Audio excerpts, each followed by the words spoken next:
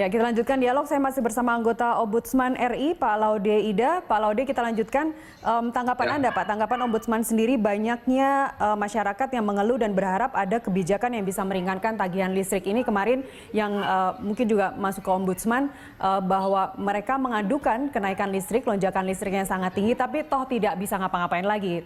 Minta keringanan, artinya minta diskon untuk periode selanjutnya atau relaksasi untuk pembayarannya. Tanggapan Anda, Pak Laude? Ya, kenaikan tagihan listrik memang dua faktor saja. Sekali lagi, pertama karena kebijakan tarif listrik yang naik. Ini tidak terjadi berarti. Yang kedua adalah kenaikan penggunaan daya. Nah, berarti kenaikan penggunaan daya logis sekali pada waktu pandemi corona ini orang semua berada di rumah dan penggunaan daya itu naik. Persoalannya adalah pemerintah tidak mengeluarkan kebijakan khusus untuk memberikan keringanan pada mereka yang pada pelanggan listrik yang berada di rumah selama pandemi corona, dan itu dipaksa sebetulnya mereka berada di rumah. Mereka berada di rumah tanpa pendapatan yang lebih, seperti mereka yang kerja di kantor, ada perjalanan dinas ada lebih sedikit gitu. Tapi sekarang enggak, selama pandemi corona ini semua ada di rumah, kerja dari rumah, sekolah dari rumah gitu.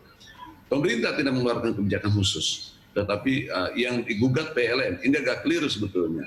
Gugatan yang harus diajukan oleh masyarakat jika menghendaki keringanan tagihan listrik, maka pada pemerintah, harusnya pemerintah mengantisipasi mengeluarkan kebijakan khusus untuk meringankan atau untuk meringankan tagihan meskipun kenaikan beban terjadi, kenaikan daya terjadi. Pak Laude, jika kenaikan tarif tadi sama sekali tidak, karena Pak Zeni juga bilang bahwa tidak ada kenaikan listrik, kemudian kenaikan penggunaan daya, make sense gitu. Kita di rumah, kita menggunakan listrik untuk rapat, untuk semuanya menggunakan listrik karena banyak di rumah.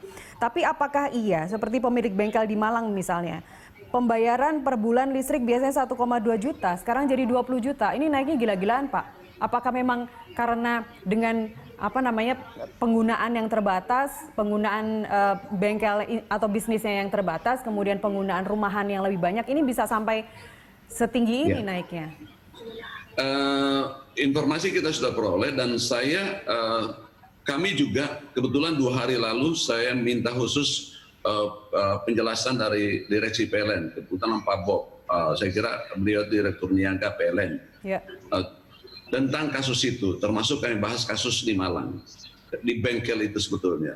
Itu terjadi kerusakan di alat di peralatan meterannya di Malang itu gitu. Jadi itu kasus khusus.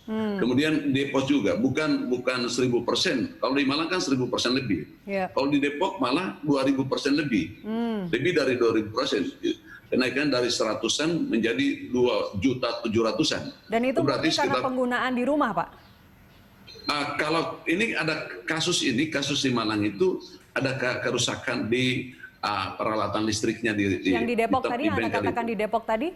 Di Depok itu justru setelah deteksi oleh PLN, ini menurut penjelasan pihak direksi adalah akibat dari tidak adanya pencatatan selama ini terkait dengan penggunaan daya di rumah. Artinya ini bukan hanya terjadi di Depok, Pak Laude. Pencatatan ini memang hampir tidak ada sama sekali, kan? Tidak ada petugas yang datang untuk mencatat meteran dan akhirnya menggunakan hitungan matematika yang saya tidak jelas menghitungnya dengan rata-rata 3 bulan. Saya tidak tahu dasar penghitungan seperti apa, tapi yang jelas ini sudah sangat merugikan masyarakat, bukan?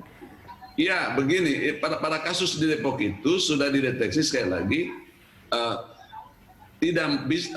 petugas PLN tidak bisa masuk untuk mencatat meteran itu penggunaan daya setiap bulannya karena di sana ada anjing, sehingga berdasarkan perkiraan saja. Ini juga memang kekeliruan PLN, tapi itulah yang terjadi. Jadi menurut pihak direksi, kami belum tanya penggunanya langsung, orang yang bersangkutan atau pelanggan itu, tetapi menurut pihak direksi ini pihak pengguna atau pelanggan itu sudah mengakui ini. Tapi beberapa data yang belum bisa terjawab oleh PLN memang harus dideteksi gitu. Misalnya rumah kosong. Ini ada data yang masuk di Ombudsman juga, rumah kosong ya. Tetapi daya yang digunakan tentu saja tidak ada kan, atau tetap setiap bulannya, tapi tagihannya naik. Itu juga yang harus dideteksi. Artinya sebetulnya masih diperlukan audit khusus berdasarkan kasus-kasus ini, audit khusus tagihan PLN berdasarkan kasus-kasus yang muncul itu. Itu yang kami akan coba. Ya, sejak Maret memang PLN mengatakan bahwa mekanisme pencatatan rata-rata itu 3 bulan sebelumnya begitu. Ini mulai kapankah? Apakah Anda juga telah mendapatkan informasi ini? Mulai kapan PLN akan menghitung langsung dengan membaca meter KWH pemakaian pelanggan seperti yang sebelum masa pandemi ini?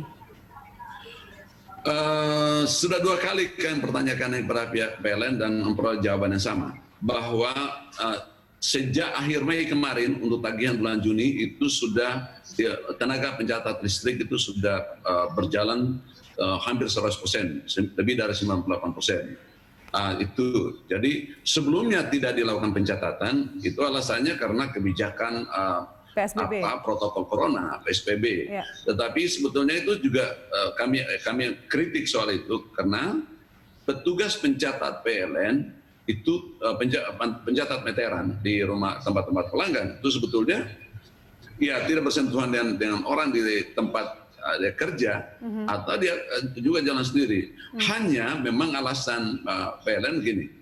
Kita semua lihat di Jakarta atau di sekitar kita di Jakarta sini misalnya, itu kan lorong-lorong untuk masuk di tempat tinggal masyarakat itu dikunci, ditutup, tidak boleh orang masuk. Ya. Saya kira sehingga petugas PLN juga itu tidak boleh masuk di situ. Ya. Sementara mereka menggunakan motor untuk jalan dan sebagainya atau mobil yang digunakan untuk masuk dalamnya nggak bisa masuk. Ya. Itu juga beralasan saya kira. Tetapi sekali lagi.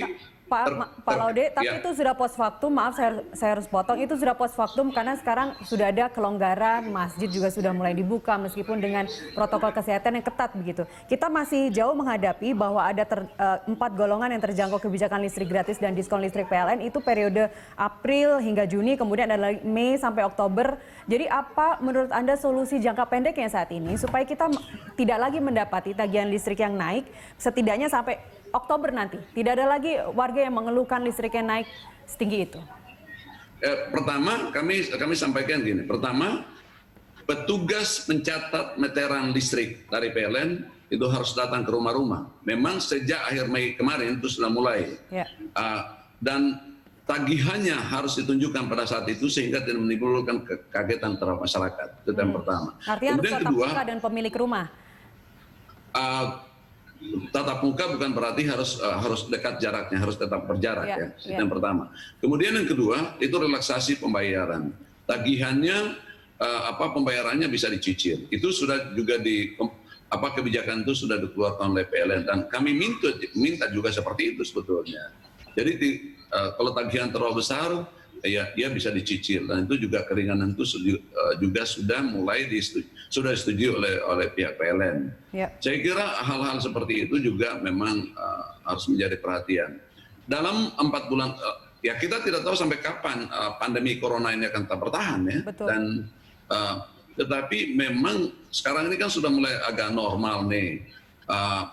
Yang perlu diedukasi adalah masyarakat supaya tidak menggunakan supaya mengontrol penggunaan dayanya sendiri. Yang pertama. Kemudian kedua, meterannya itu juga jangan lagi kadaluarsa gitu. Dia harus smart. Meteran yang digunakan oleh pelanggan itu harus diganti oleh PLN, supaya lebih smart dengan peralatan lebih canggih gitu. Yeah. Sehingga pihak pelanggan bisa mengontrol sendiri, bisa mencatat sendiri. Di samping akan dikonfirmasi oleh petugas pencatat PLN setiap bulannya. Jadi kalau kita kembali ke judul besar dialog kita pagi ini, selamatkan PLN. Jadi siapa yang harus melakukan PLN, Pak? Para pengguna listrik sendiri, warga negara Indonesia? Begini, PLN ini sebetulnya lembaga negara atau badan negara yang harus ada kepastian untuk memberikan pelayanan. Itu yang pertama. Berarti negara atau pemerintah itu harus memastikan PLN harus tetap stabil dan memberikan pelayanan dengan kualitas yang terus meningkat ke arah prima. Itu yang pertama. Dan itu harus dijamin oleh negara, bukan PLN sendiri. PLN adalah operator. Ya, salah satu yang dikeluhkan adalah adanya kerugian atas kurs dolar. Ada 51,97 hampir 52 triliun sendiri dan itu baru memasuki kuartal 1 2020. Sebagai catatan kemarin saja kenaikan tingkat positif pasien COVID itu yang positif naik 1.000 lebih dan kita Indonesia tertinggi di Asia Tenggara saat ini Pak Laude. Kita tidak bisa realistis saja begitu, 1-2 bulan belum tentu kita bisa memasuki new normal yang sesungguhnya begitu. Tapi apakah selama ini Anda melihat dari tadi kalau misalnya Pak Zaini mengatakan bahwa kita menanggung beban kurs 52 triliun tadi, hampir 52 triliun, selama ini Anda melihat mitigasi resikonya dalam membuat penghitungan pelemahan nilai tukar rupiah terhadap dolar selama ini seperti apa? Karena kan ini fluktuasi berjalan terus, ada pandemi atau tidak? Ya, jika terjadi fluktuasi nilai tukar valuta asing, sebetulnya itu force majeure, tidak bisa dibebankan pada PLN dan pemerintah yang harus melakukan antisipasi untuk itu, bukan PLN sendiri. Nah, ini harus dicatat, ini harus dipisahkan bahwa ini kenaikan fluktuasi nilai tukar dolar atau mata uang asing lainnya itu adalah bukan posisi PLN untuk menghalangi atau mengantisipasinya, tidak. Itu pemerintah harus membuat kalkulasi tentang itu dan harus menanggulanginya. Jadi bebannya bukan kepada PLN, meskipun yang terdampak adalah PLN gitu. Jadi sekali lagi ini harus dipastikan dan kita semua harus sadar bahwa PLN adalah lembaga atau instansi yang diberi tugas untuk memberikan pelayanan pada masyarakat untuk kepentingan penerangan dan sebagainya. Singkat saja terakhir Pak Laude, usulan DPR di rapat dengan pendapat dengan Komisi 7 dan PLN kemarin, DPR mengusulkan PLN untuk memberi kompensasi biaya listrik, kemudian pelanggan 900 VA dan juga 1.300 juga diberikan keringanan. Ini sepertinya tidak mungkin dilakukan untuk saat ini. Seperti Anda melihat? Saya setuju sebetulnya untuk memberikan keringanan untuk itu. Makanya saya katakan tadi ada kebijakan khusus. Pihak pemerintah yang diwakili oleh Kementerian SDM, terlebih khusus Direktorat Jenderal Tenaga Listrik, itu harus membuat kebijakan atau afirmatif polisi untuk ini. Dan kalau saran DPR itu diterima, maka kemudian segera harus dikeluarkan kebijakan khusus untuk itu. Persoalannya adalah, sekali lagi, jangan kita mengeluh soal berapa subsidi yang akan tambahkan lagi kepada PLN akibat kebijakan itu.